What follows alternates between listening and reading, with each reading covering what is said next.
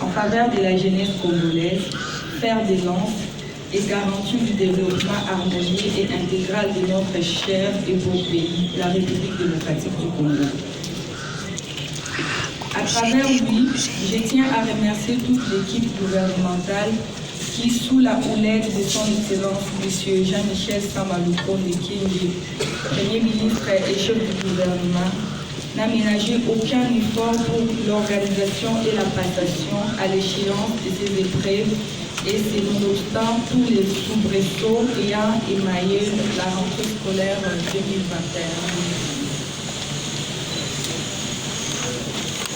Les épreuves que j'ai l'insigne honneur de lancer en ce jour de lundi 23 mai 2022, à partir du centre de l'Institut Monseigneur Bokeléal, ex-Elisanga, où j'ai eu moi-même à étudier et à y décrocher mon diplôme d'État, connaîtra pour l'ensemble du pays la participation de 918 620 candidats pour les cycles longs des humanités, dont environ 42% des filles. Ces candidats seront disséminés dans 2653 centres de passation.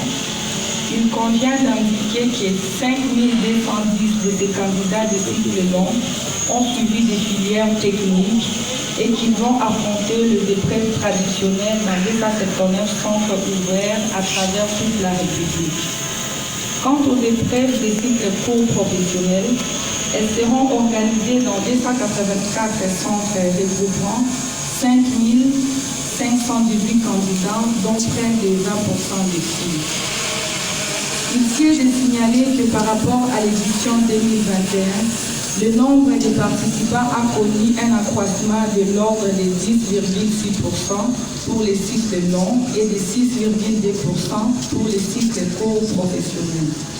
J'ai saisi cette occasion pour encourager les élèves des classes inférieures en général et les filles en particulier à demeurer dans les circuits scolaires afin d'espérer un jour présenter l'examen d'État et les jurys nationaux à leur tour.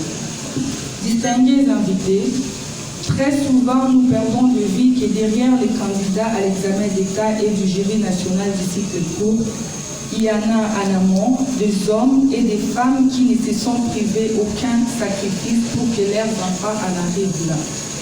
Que tous ces hommes et femmes de la République trouvent ici l'expression de notre sincère et profonde gratitude pour tous les efforts et sacrifices consentis. Ces épreuves hors session doivent être comprises comme une évaluation de connaissances et de compétences acquises par tous les apprenants depuis les cycles préscolaires jusqu'à la fin du cycle secondaire. Notre souhait est que les résultats qui en découleront reflètent le niveau réel atteint par chaque candidat. Nous en appelons donc tous les intervenants à plus de responsabilités et au respect strict du règlement général de l'examen d'État. Chers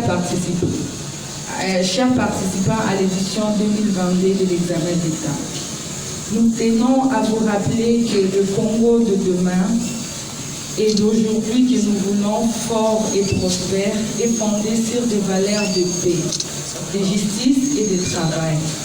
Ce travail qui devrait être personnel et basé sur la confiance en soi, nous voulons plus clairement vous inviter à ne pas céder aux démons de la fraude, de la tricherie et de la collaboration qui avilisent la réussite et jettent l'opprobre sur l'institution examen d'État et sur le jury national.